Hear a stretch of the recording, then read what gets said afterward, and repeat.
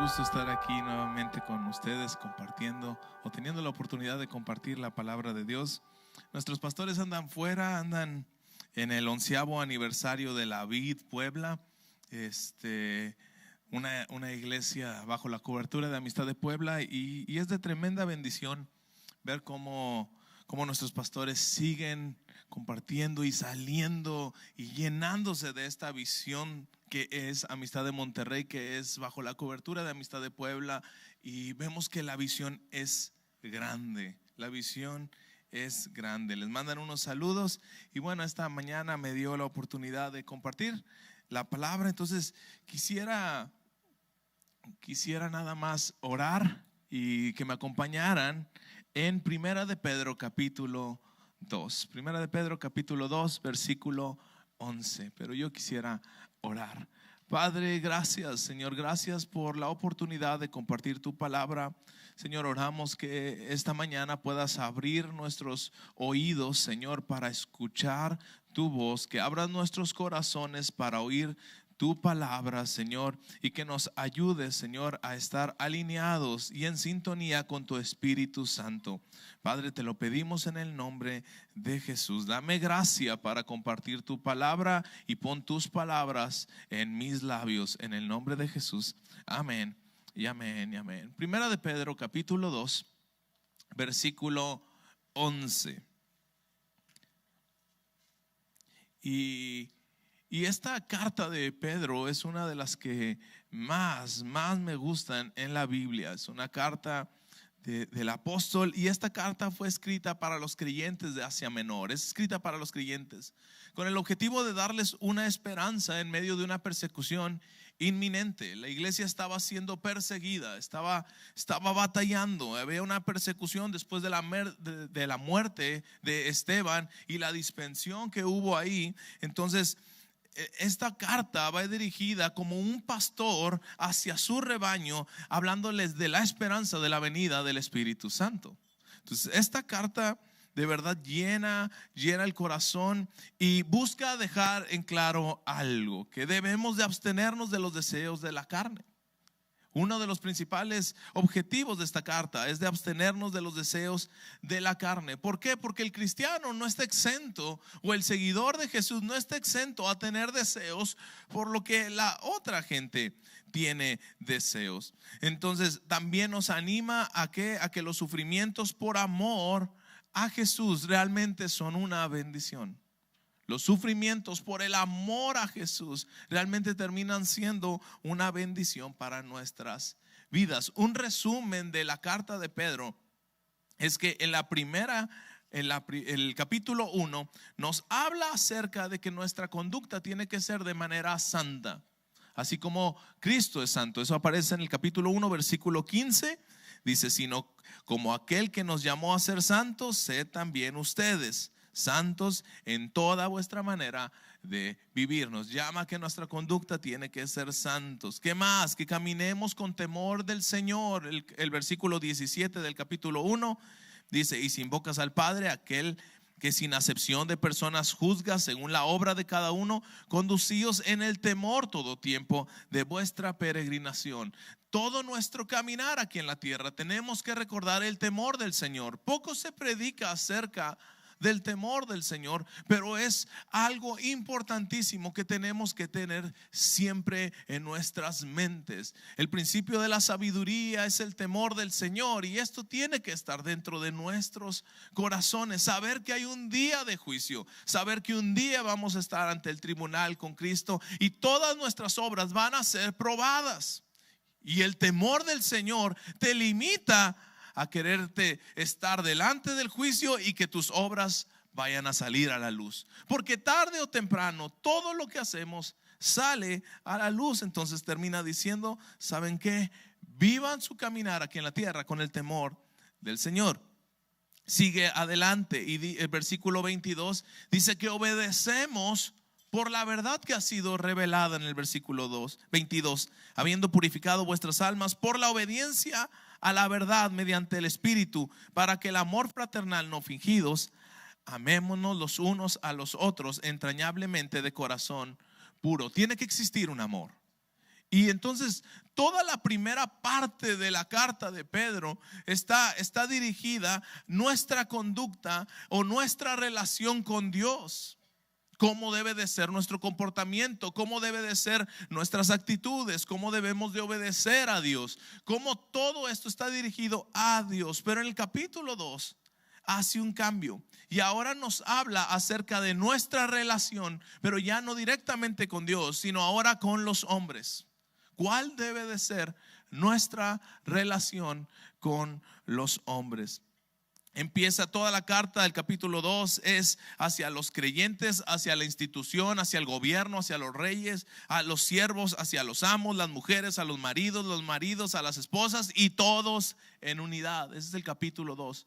Pero quiero leer solamente los primeros versículos hablando acerca de cómo debemos de vivir. Entonces ahora sí, vamos a entrar a Primera de Pedro capítulo 2 versículo 11. Amados, fíjate cómo empieza, amados. ¿Por qué? Porque los creyentes son amados. La gente que busca al Señor es amada en gran manera.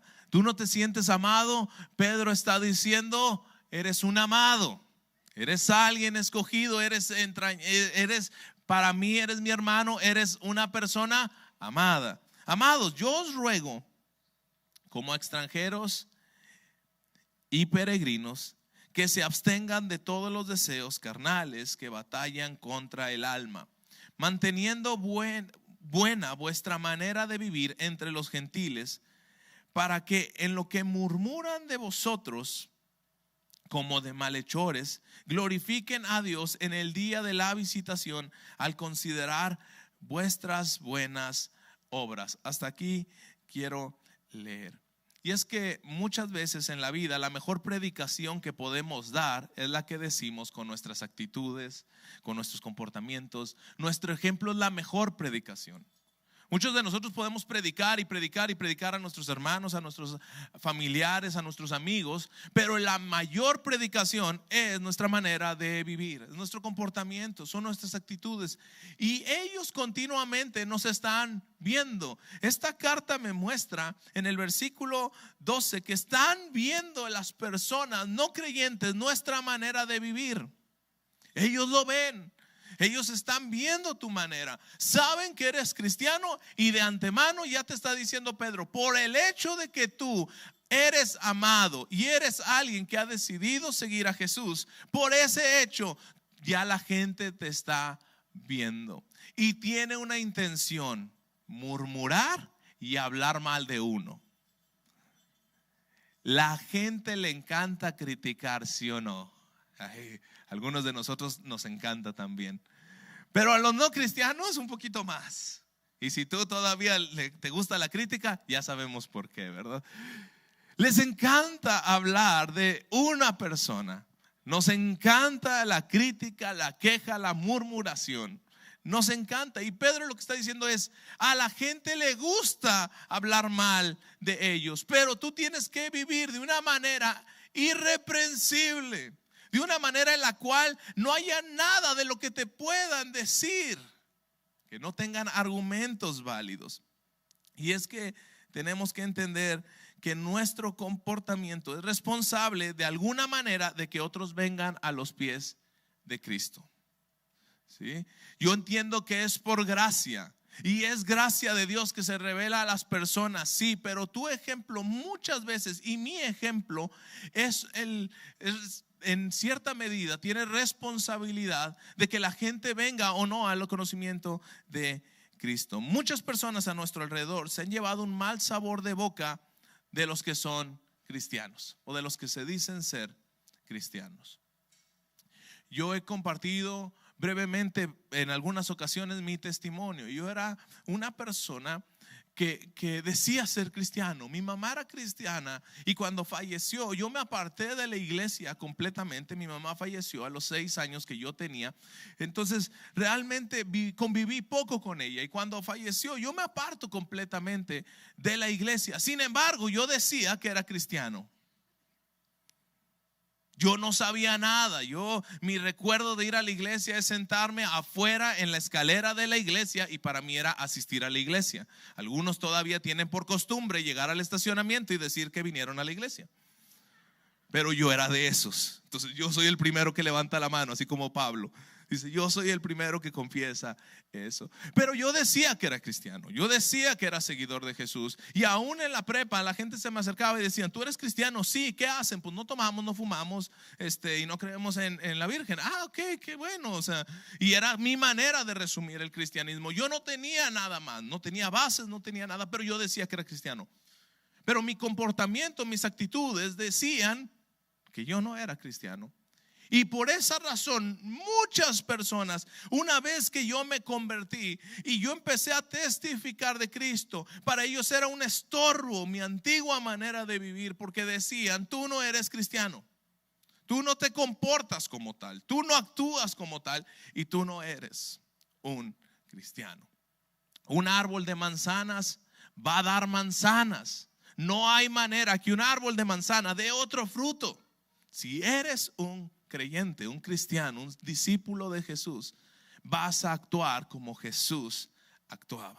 Y entonces aquí está diciendo esto, que muchas veces nosotros somos un estorbo, se llevan un mal sabor de boca de los cristianos, pero tenemos algo bueno esta mañana, que Dios nos está llamando a cambiar ese mal aspecto que muchas personas tienen acerca del cristianismo de una buena manera. Y es lo que yo quiero hablar esta mañana. Entonces yo quiero hablar de dos aspectos de una vida que honra a Dios con la honradez, ¿sí? Vamos a ver de una vida que honra a Dios con la honradez. ¿Qué es la honradez? Es la integridad, es la tendencia a hacer lo recto, a ser transparente siempre. Esa es una persona honrada.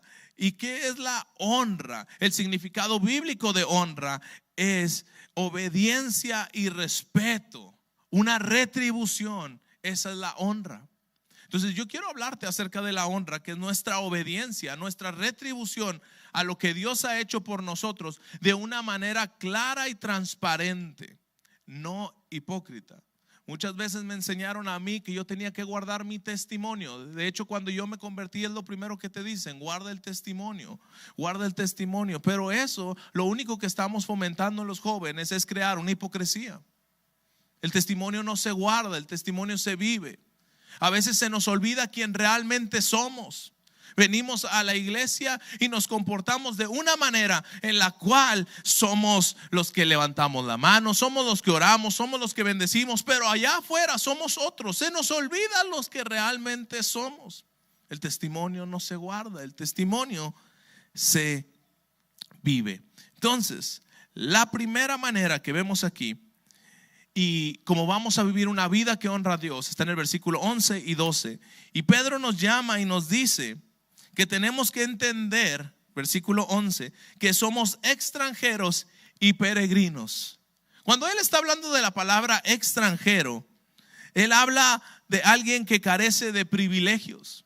Es alguien que no está queriendo tener privilegios por la ciudadanía. Soy un extranjero, no tengo privilegios, no tengo ningún beneficio con esta ciudadanía. Yo entiendo que yo no tengo privilegios. Y número 2, me llama que soy un peregrino, y eso me habla que soy de paso. Y Pedro está poniendo este fundamento en la carta. Está diciendo: tú como creyente amado tienes que entender esto. Eres extranjero y peregrino. Estás de paso y no tienes privilegio alguno. Pero es que me están persiguiendo, entonces yo quiero tener esto, yo quiero vivir de esta manera. Está poniendo un fundamento. Nuestra manera de vivir tiene que ser entendiendo todo el tiempo que estamos de paso. Es temporal. Esta no es la vida eterna. Esta es solo de paso. Nos vamos a morir algún día. Nadie quiere hablar de eso. Yo menos. Y menos con mi bebé, ¿verdad? Estoy así como que, ay, lo quiero ver crecer. Pero es una realidad que esta no es nuestra vida. Esto es temporal. pero le hemos dado tanto peso a nuestra vida temporal. Y Pedro está queriendo poner este fundamento. Y por esto, como nos consideramos que no somos parte de este mundo, por eso dice aquí que te abstengas de los deseos carnales que batallan contra el alma. Como tú ya no te sientes parte de este mundo, entonces tú ya te puedes abstener de los deseos que este mundo ofrece. Yo conozco a muchos jóvenes que no pueden estar sin una mujer a su lado. Tienen que tener a alguien a su lado. Yo conozco a muchos personas que necesitan de bienes, de dinero, de esto, del otro, porque si no, no encuentran la satisfacción. Y vemos que el mundo constantemente está insatisfecho y por eso está lleno de críticas y queja. ¿Por qué? Porque hay un corazón que busca siempre satisfacerse con los deseos que están aquí en la tierra y no con los de los cielos. Y Pedro está queriendo decirnos esto. Ahora, va a costar. El no hacer los deseos de la carne cuesta, tiene un costo. No es gratis, te duele, porque uno como ser humano siempre quiere ver para sí. De hecho, lo primero que aprenden a decir los bebés es mío y yo. Lo primero que quieres siempre es para ti, pero vamos a ver que el cristianismo se trata de algo más allá. Fíjate el versículo 15 en esta misma carta, primera de Pedro, capítulo 2, versículo 15. Dice, porque esta es la voluntad de Dios. Me encanta ese versículo y me encanta porque está diciendo, esta es la voluntad de Dios. ¿Sabes a qué vinimos aquí a la iglesia? A escuchar la voluntad de Dios. A escuchar lo que Dios quiere hablar, lo que Dios quiere decirnos, lo que Dios quiere transmitir por su espíritu a nuestros corazones. Y está diciendo, esta es la voluntad de Dios, que haciendo el bien, hagas callar la ignorancia de los hombres insensatos. Sabes que la manera de vivir que nosotros tenemos que tener es una manera en la cual estemos haciendo las cosas bien, siendo un buen ejemplo, haciendo las cosas buenas de antemano. Pero ¿por qué hacemos estas cosas buenas? Porque Cristo es nuestro modelo. Nosotros somos llamados a ser discípulos de Jesús. Nosotros somos a ser sus Timoteos, sus discípulos, ¿cómo te diré? Aquellas personas que van con Él todo el tiempo, sus aprendices. Estamos ahí con Él todo el tiempo y vamos a hacer sus obras. Y para eso yo quiero llevarte un pasaje en Isaías para ver a Jesús y lo que nosotros somos llamados a vivir como ejemplo. Isaías 53. Y desde que lo menciono, yo sé que los que ya tienen mucho tiempo en esto van a decir, yo no quiero ya abrir ese capítulo de la Biblia y yo no quiero que me lo muestres y me vayas a decir que este capítulo me invita a que yo sea parte de el mismo padecimiento de Cristo Jesús. Isaías 53, versículo 3 dice, despreciado y desechado entre los hombres, varón de dolores, experimentado en quebranto. Y como que escondimos de él el rostro, fue menospreciado y no lo estimamos. Ahora, tú y yo padecemos de esto mismo sin darte cuentas. Muchas veces eres menospreciado en el trabajo.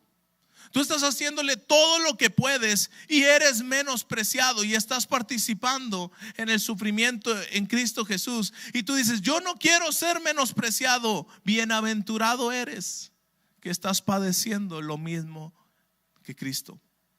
Porque esos sufrimientos van a producir un mayor peso de gloria, mayor revelación, mayor crecimiento de algo que Dios quiere formar en nuestras vidas. Dice que escondieron de él su rostro. ¿Alguien lo han ignorado alguna vez?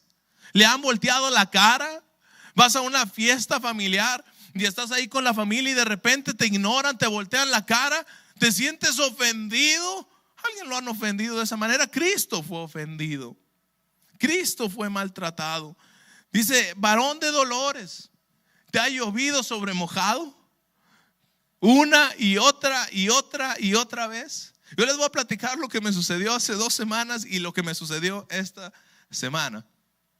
Fui a arreglar una situación y yo estacioné mi carro y yo me metí a arreglar un problema que tenía.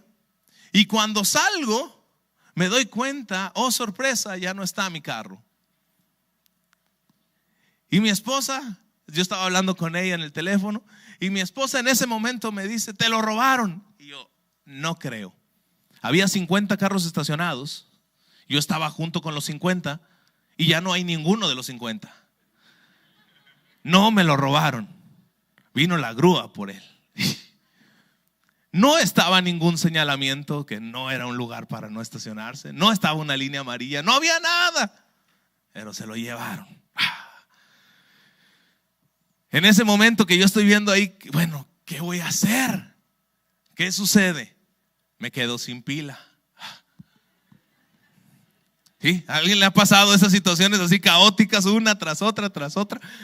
Y luego volteo a ver mi cartera. Oh, sorpresa, no traigo efectivo. ¿Qué hago? No, pues, para un taxi y vamos a solucionarlo.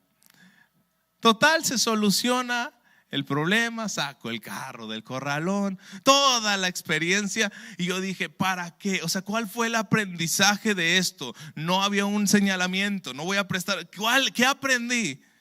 A cualquier joven que le pase, yo ya le puedo aconsejar cómo salir del corralón. ¿Sí?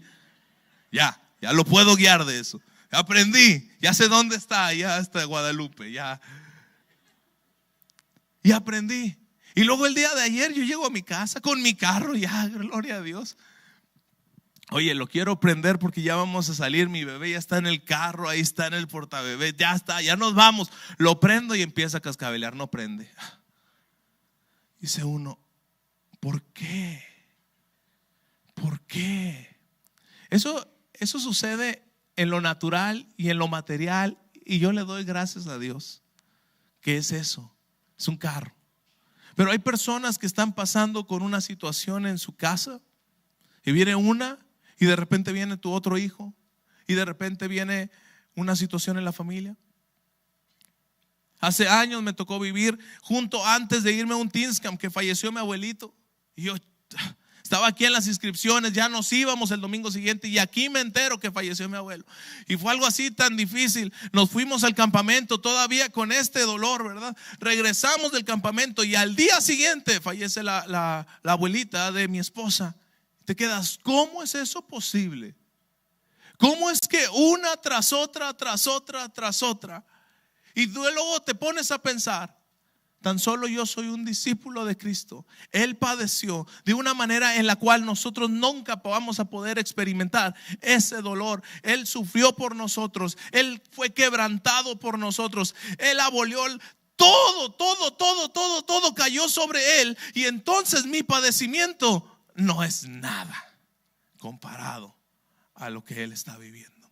Yo no sé cuál sea tu situación en casa, en salud, con tus hijos. Pero Dios pasó por esto. Y pasó por esto para darnos una esperanza. Que a pesar de todo su dolor, de todo su sufrimiento, de todo su padecimiento, Él venció a la muerte. Y Él resucitó. Y dijo que juntamente con Él a nosotros también nos resucitará y nos sentará con Él en lugares celestiales. No hay padecimiento alguno que Dios no vaya a traer una esperanza mayor. Y a veces estamos aquí con simplemente estos deseos, esta carne. No quiero sufrir, no quiero estos padecimientos, no quiero esto. Crea al Señor que en medio de esto Dios va a hacer algo bueno. Tampoco torzamos la palabra, porque muchos torcemos la palabra en Romanos cuando tomamos ese versículo que dice todas las cosas nos ayudan a bien. Y tú dirás, me robaron el carro, estoy padeciendo esto, ¿eso es algo bueno? No. Nunca un robo va a ser algo bueno. No le llamemos a lo malo bueno. Pero dentro de esa situación mala, Dios va a hacer algo bueno. ¿Sí me explico? Porque a veces agarramos las cosas y decimos, no, todas las cosas nos ayudan a bien. Es verdad, pero eso que sucedió no es bueno. No es bueno. Pero en medio de esa situación mala, Dios va a hacer algo bueno. Esa es la realidad de esto. Entonces, a Jesús lo ofendieron, a Jesús lo maltrataron. Jesús fue experimentado en dolor, tú también lo eres. A lo mejor lo estás padeciendo en tu escuela si eres joven y eres cristiano y te quieres mantener firme y quieres decir, no, yo no quiero entrar a esos vicios, yo no quiero entrar con esas cosas. A lo mejor tú en tu empresa, yo no quiero robar, yo no quiero tomar ese dinero que no me corresponde, yo quiero ser íntegro a la palabra, y por ser íntegro trae consecuencias sobre ti y trae padecimientos y te están ofendiendo. ¿Qué haces? ¿Qué hacemos cuando nos ofenden? Proverbios 19:11. Proverbios 19:11. Es uno de los versículos que me ha ayudado muchísimo para cuando alguien está viviendo una situación en la cual lo están ofendiendo y ofendiendo y ofendiendo continuamente. Proverbios 19:11. Dice: la cordura del hombre detiene su furor y su honra es pasar por alto la ofensa. Este pasaje suena muy bonito, ¿verdad? La honra hace pasar la ofensa, pero la realidad es que cuesta mucho trabajo perdonar, dejar pasar por alto cuando lo están ofendiendo, porque el principio del hombre es ojo por ojo, diente por diente. Lo que me hacen, yo te lo hago. Tú me empiezas a tratar mal, yo también. Tú me ignoras, yo te ignoro. Esa es la cultura del mundo, es como vivimos. Pero Jesús vino a cambiar esa cultura y a buscar una cultura de honra, en la cual subestimemos a los demás como superiores a uno mismo. Filipenses capítulo 2.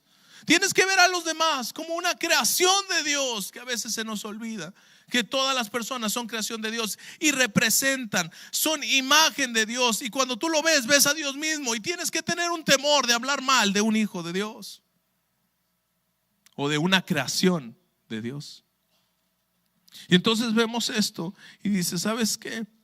Tenemos que pasar por alto las ofensas. Mateo capítulo 5 versículo 44. Jesús en el sermón del monte, diciendo: ¿oíste que fue dicho ojo por ojo y diente por diente? Ese es el versículo 38. Pero hasta el versículo 44 dice: pero yo os digo, Mateo 5:44, pero yo os digo, ama a vuestros enemigos, bendice a los que maldicen, haz bien a los que les aborrecen y ora por los que los ultrajan y les persiguen. Jesús está diciendo: ¿sabes cuál es la manera, cuál es la voluntad de hacer el bien que yo estoy esperando? Es que tú ames y bendigas a aquellos que te están ofendiendo. Te digo, Pedro fue escrito en medio de persecución. Los estaban persiguiendo, literal, a matarlos. Mataron a Esteban y estaban buscando matar a otros más. Ellos estaban en esta corriente donde respiraban muerte. Sin embargo, Pedro les decía: tú tienes que amar y bendecir. Y hoy a lo mejor tú no estás viviendo esta persecución tal, pero estás viviendo en una vida a lo mejor donde te han ofendido, donde te han maltratado, donde eres menospreciado, donde te están ignorando o te está lloviendo sobre mojado. Y aún a pesar de eso dice: tú ama, bendice y ora por ellos. Ama, bendice y ora. Cristo nos llama a amarnos los unos a los otros, porque Él está buscando un comportamiento que refleje de una manera digna a Dios. Porque hay dos cosas que yo me he dado cuenta que hacen que una persona no creyente ya no quiera acercarse al cristianismo. Hay dos cosas en principal. La número uno, que nosotros no representamos bien a Dios. No somos unos buenos representantes de quién es Dios. Actuamos de maneras como no actuaría Jesús. Decimos cosas que Jesús no diría. Estamos viviendo unas vidas que Jesús no viviría. Y cuando tú lo hacemos, representamos de una manera indigna a Dios. Y ahorita cantábamos: digno eres tú, Cordero de Dios. Entonces nos llama a vivir una vida digna. Pero algunos de nosotros vivimos vidas que no son dignas para el Señor, y eso hace que la gente no quiera acercarse, porque tú y yo, al acercarnos a Cristo y al creer en Cristo, tú eres un embajador del reino de los cielos. ¿Lo quieras creer o no? ¿Tú aceptaste a Jesús? Sí, yo ya lo acepté. Eres un embajador del reino de los cielos. Representas a Cristo. ¿Lo quieras creer o no? Y si tú dices, yo no quiero vivir de esa manera religiosa, yo no te hablo de religión, yo te estoy hablando de lo que Dios nos dice, que tú tienes que ser guiado por el Espíritu y amar y bendecir y no hacer caras y no ignorar, sino estamos llamados a esto. Y la número 2 es que muchas veces no sabemos cómo comportarnos con la gente no cristiana. Y no me hablo de hipocresía, porque por eso te empecé diciendo, no guardamos el testimonio. Pero muchos de nosotros no sabemos cómo comportarnos con ellos. Queremos ser como ellos, queremos actuar igual que ellos, y no. Entonces necesitamos representar de una manera digna a Dios. ¿Y cómo lo representamos? Amándonos, perdonándonos. Colosenses 3 versículo 13 dice lo siguiente. Colosenses 3 versículo 13. Hace rato Sergio acaba de dar una clase de Colosenses muy buena, Colosenses capítulo 2, pero quiero tocar solo estos versículos del 13 al 15. Colosenses 3 del 13 al 15. Dice: soportándonos unos a otros y perdonándonos los unos a los otros. Si alguien tuviera queja contra otro, de la manera que Cristo os perdonó, así también ustedes hacerlo. Me encanta este verso. Me encanta este verso. Perdónense unos a otros. ¿Por qué? Porque ¿quién es el ejemplo? Cristo. ¿Y Cristo qué hizo? Nos perdonó. Nos extendió una gracia inmerecida. No la merecíamos, lo habíamos ofendido. Sin embargo, Cristo dio una gracia y nos perdonó y nos amó y nos reconcilió. Y dice: así como yo los he amado, ahora ustedes también amen y perdonen los unos a los otros. Versículo 14. Y sobre todas estas cosas, vestidos del amor, que es el vínculo perfecto, y la paz de Dios gobierne en nuestros corazones, a la que asimismo fuiste llamado en un solo cuerpo, y a ser agradecidos.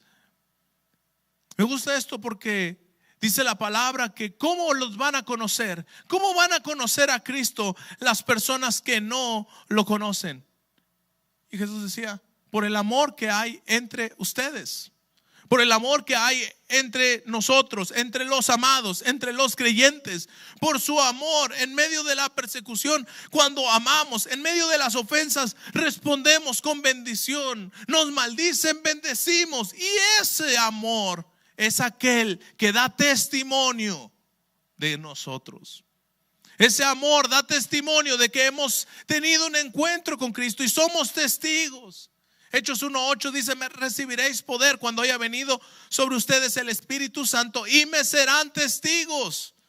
Nosotros somos testigos de ese amor de Dios y lo reflejamos amando también a los demás. Y por medio de ese amor la gente se acerca, quiere conocer ese amor que hay entre el esposo y la esposa, ese amor que hay entre ese matrimonio, el cual se perdona constantemente. Porque una de las claves es perdonar. Vives en un perdón continuo. Un día le toca a uno, un día le toca al otro. Siempre nos equivocamos, pero siempre buscamos el perdón. Siempre buscamos el bendecirnos. O cuando sucede algo y empieza una pelea y empieza uno a levantar la voz y el otro levanta la voz y empieza ese problema. Dice aquí en Proverbios: el prudente, la cordura, calma la ira, y la honra se refleja en dejar pasar por alto la ofensa. Eso es lo que Dios está queriendo demostrar. Y cuando nosotros hacemos eso, representamos de una manera digna a Dios. Cuando nuestros hijos se equivocan, cuando nuestros hijos fallan, y tú les muestras la gracia y el amor de Dios, sí la corrección, sí eso, porque el padre que no amonesta, el padre que no ama, porque Cristo mismo nos encausa a su verdad y a su palabra una y otra vez, por eso estamos aquí. Pero en ese encauzarnos nos ama y nos perdona y nos dice: échale ganas, adelante, deja eso y échale ganas, deja esa manera de vivir y adelante. Yo te amo y te perdono y te quiero encauzar en mi verdad. Pero a veces somos ofensivos, insultamos, agredimos, cuando Cristo nunca hizo eso. Y lo que estamos haciendo es representamos mal a Dios. Por eso nuestros hijos a veces ya no quieren seguir a Cristo, porque ven en sus padres a alguien que no representa a Dios de manera digna. Y dicen, ¿sabes qué? Yo quiero ver en mi casa a alguien que represente dignamente a Dios. Alguien que me está diciendo, ora, lee tu Biblia, ve a la iglesia.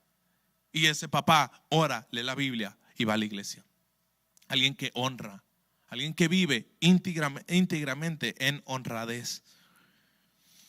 Y el segundo punto es que al igual que representamos de manera digna a Dios, también tenemos que saber comportarnos con las personas inconversas, con las personas no creyentes.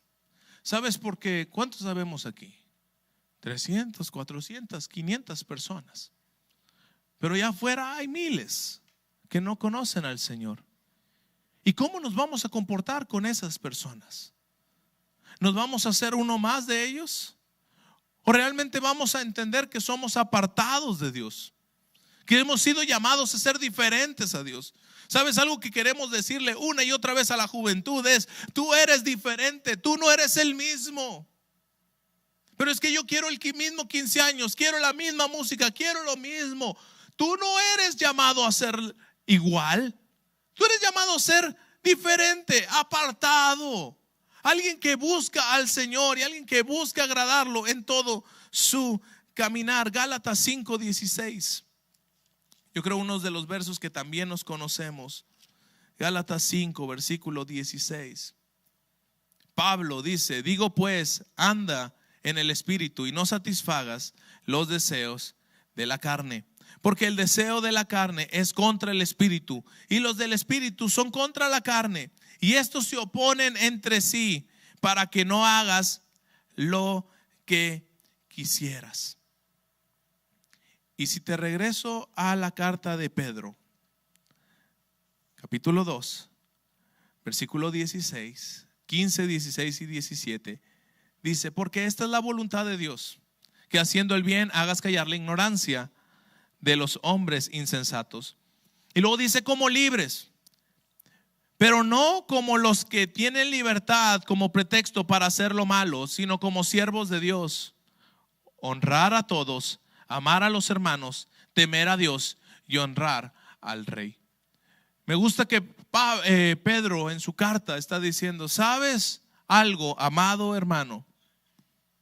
Tú tienes que vivir de una manera en la cual nos caiga el 20 a todos, que somos libres, pero a la vez somos siervos de Dios. Si somos libres, Cristo vino a darnos una libertad, pero esa libertad nos vino ahora a ser esclavos de Cristo, porque la palabra siervo es esclavo. Tu libertad es bajo el gobierno y el dominio de Cristo. Ya no es lo que yo quiero hacer. Por eso lo acabamos de leer en Gálatas 5. Ya no es lo que yo quiero hacer. Ya no es yo quiero vivir de mi manera. No es que yo quiero hacer esto, yo quiero hacer lo otro. Ya no vivo yo, vive Cristo en mí. Pablo decía: ¿sabes qué? Todo me es lícito. Puedo hacer todo, tengo una libertad, pero no todo me conviene. No todo me conviene. Y ese nos lo sabemos todo, que es el versículo 23. Pero el versículo 24 de 1 Corintios 10 dice: ninguno busque su propio bien, sino el del otro. ¿Sabes por qué no hacemos lo que queremos? Porque buscamos el bien del otro. Por eso los honramos a los que no son inconversos, porque buscamos su bien y no buscamos ocasión donde ellos puedan caer. Nuestra manera de vivir tiene que ser de una manera santa, digna delante del Señor. Que los inconversos no vean ni una oportunidad para meterse y decir: tú eres alguien que no es confiable. Tú eres alguien que no puede vivir de esa manera. Por eso Pablo dice: todo me es lícito, yo puedo hacer todo, pero no todo me conviene. Por el bien de mi hermano, Porque yo tengo que estar viendo el bien de mi hermano. Dos cosas: el bien de mi hermano dentro de la iglesia. No lo quiero hacer tropezar. No quiero que me esté juzgando. Yo no quiero que él esté hablando mal de mí. Obviamente es el problema de la persona que está juzgando, pero yo también estoy siendo motivo para hacerlo caer. Y yo tengo que ver por el otro, no por mí. Porque si yo estoy viendo por mí solamente, estamos cometiendo un grave error dentro de la iglesia. Hay gente que se viste de manera indecorosa dentro de la iglesia y dice: es que es problema de las personas que me están volteando a ver mal. ¿Verdad? ¿Verdad? Pero tú estás viendo por tu bien, porque estás viendo por tu persona, donde dices: yo estoy bien. Y no estás viendo por el bien de tu hermano, que dice: ¿sabes qué? Yo no quiero ser piedra de tropiezo para nadie. Yo quiero ver por el otro. Si estoy en una reunión, yo quiero ser de bendición para él, y yo no quiero que vea algo donde pueda decir: tú también eres como yo. No, yo no soy como tú, yo soy apartado, yo soy diferente.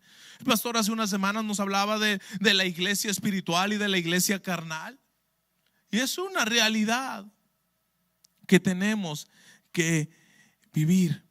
Evitemos eso. Y yo quiero llevarte a un salmo, Salmo 73. Salmo 73. Y estaba leyendo este salmo en la semana. Cuando me encontré con él, me vino esto. Este salmo donde me habla de la persona que se olvida de quién es. ¿De quién eres tú? Porque este salmo empieza diciendo, el Salmo 73: ciertamente es bueno Dios para con Israel, para con los de limpio corazón.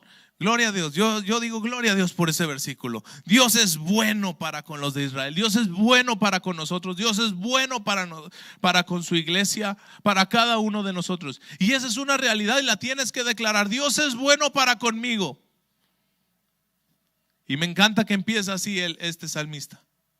Pero el versículo que sigue dice: en cuanto a mí, casi deslizaron mis pies, por poco me resbalaron mis pasos, porque tuve envidia de los arrogantes, viendo la prosperidad de los impíos.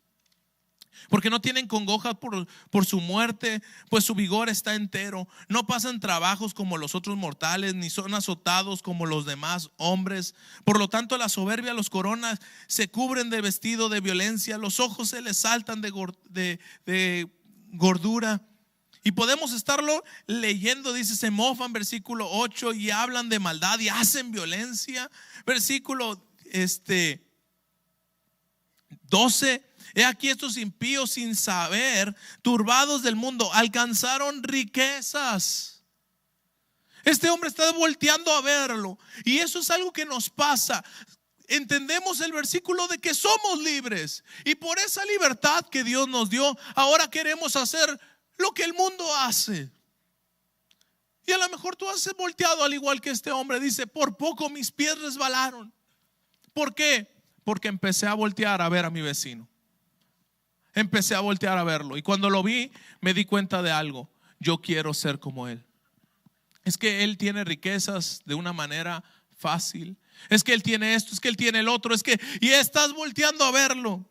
Y versículo 13 me dice: verdaderamente en vano he limpiado mi corazón y he lavado mis manos en inocencia. ¿Sabes lo que dice el versículo 13 acerca de este hombre? Que realmente empezó a considerar vivir como los otros. Y hay cristianos que realmente han considerado ser igual a sus compañeros de la escuela, ser igual a sus compañeros del trabajo, ser igual a ellos. Dices: verdaderamente quiero ser como ellos. Pero el versículo 15 dice: si yo dijera, hablaré como ellos, he aquí a la generación de tus hijos engañaría. Cuando pensé para saber esto, fue duro trabajo para mí. Hasta, versículo 17, y subráyalo. Hasta. Hay un hasta. Hay un hasta en el cual estás volteando a ver la vida de otros, donde quieres ser libre y hacer tu voluntad. Hasta. ¿Hasta qué? Hasta que entrando en el santuario de Dios comprendí el fin de ellos. Si hay un fin para la gente, que está caminando sin Dios. Sí hay un fin para aquellos que se han apartado de Dios. Sí hay algo que va a suceder con ellos. Si tú te has apartado de Dios, sí hay un fin para ellos. Y ahorita lo voy a leer. Sí hay un fin. No creas que van a estar viviendo así. Sus obras van a ser expuestas y todo va a salir a la luz. Por eso decía, tienes que vivir en un temor del Señor. Sí hay un fin. Versículo 18: ciertamente los has puesto en un deslizadero, en asolamiento los harás caer. Como han sido asolados de repente, perecieron y se consumieron de terrones. Como sueño del que se despierta, así, Señor, cuando despertares, menospreciarás su apariencia. Se llenó de amargura mi alma y en mi corazón sentía punzadas. Tan torpe era yo que no entendía. Era como una bestia delante de ti, Señor. Conste que yo no lo estoy diciendo, es la palabra. Él está diciendo, tan torpe era yo que estaba considerando vivir como el mundo. Tan torpe era yo que yo quería vivir igual que ellos. Era como una bestia porque no podía frenarme. No había un dominio propio. No había un deseo de ser como Cristo.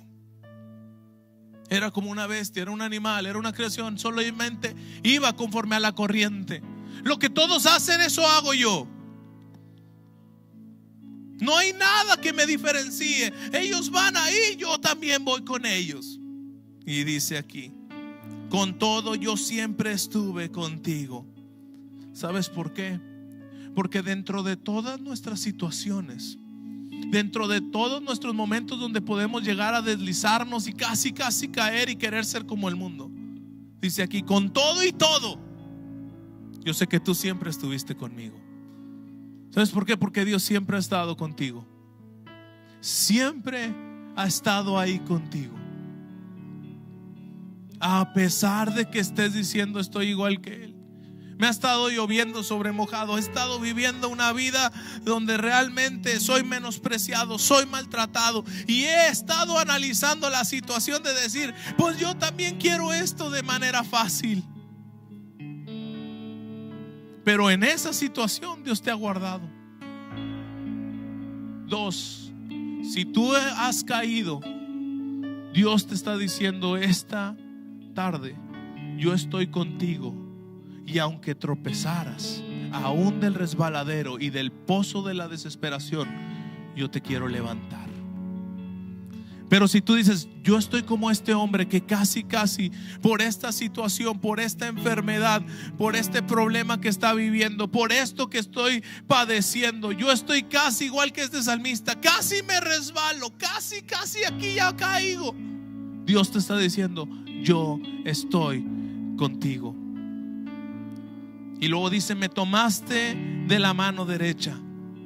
Te toma y te levanta, te extiende su mano, te extiende su misericordia, te extiende su amor esta mañana. Y te dice, hey, tú eres mi amado, eres mi hijo. Yo no quiero que tropieces, yo no quiero que vivas esa vida. Sal de esa vida y entra en la vida de Dios. Me has guiado según tu consejo y después me recibirás en gloria. ¿A quién tengo yo en los cielos sino a ti? Wow, me encanta. Y luego dice, y fuera de ti nada deseo. ¿En dónde? En la tierra. Aquí dice, ¿sabes qué? Ya vi a los perversos, ya vi a la gente que está apartada de Dios, porque cada persona alejada de Dios no es buena. No tiene a Cristo. Necesita a Cristo para que su bondad entre en la vida de él. Si no, está perdido. Pero he volteado a verlo creyendo que es buena persona y que me va a hacer bien y que sus bienes y sus cosas me van a ayudar. No, aquí este hombre dice, ¿sabes qué? Yo me di cuenta de algo. Mi deseo excesivo aquí en la tierra solamente eres tú, Dios. Fuera de ti nada deseo. Versículo 26. Mi carne Porque aquel que está matando su carne voluntariamente dice esto: mi carne y mi corazón desfallecen. Mi carne está siendo afligida y estoy viviendo padecimiento. Estoy siendo insultado, estoy siendo ofendido, estoy siendo maltratado, estoy en esto, estoy padeciendo. Y mi corazón desfallece. No veo esperanza, no veo salida, no veo cómo salir de este lodo de la desesperación. Pero luego hace una declaración: mas la roca de mi corazón y mi porción es Dios para siempre. Léelo conmigo, iglesia. Mas la roca de mi corazón y mi porción es Dios para siempre. Ponte de pie y vamos a decirlo una vez más.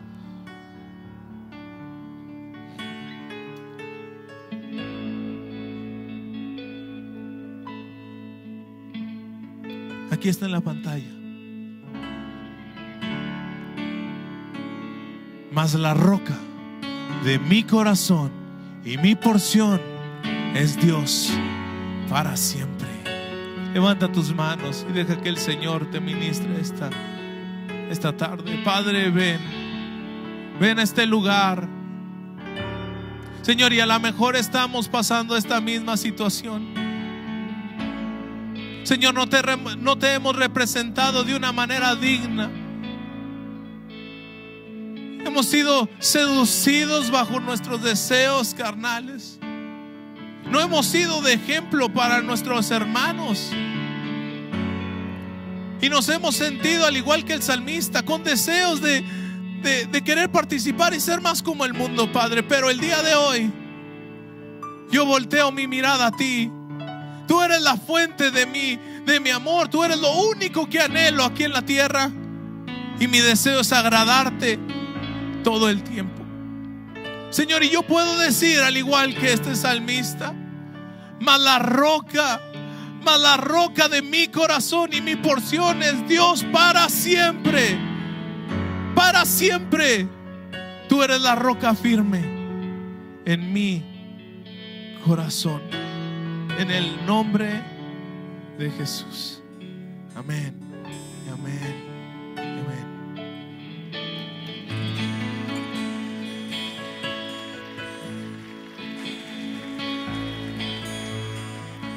Vivamos la realidad del Evangelio. Y si Dios hoy habló a tu corazón de áreas en las cuales tú debes de dejarte guiar por el Espíritu Santo, no lo dejes ahí. No lo dejes ahí. Atiende esas áreas y representa de manera digna a Dios con los hombres y de una manera honrada e íntegra delante de Dios.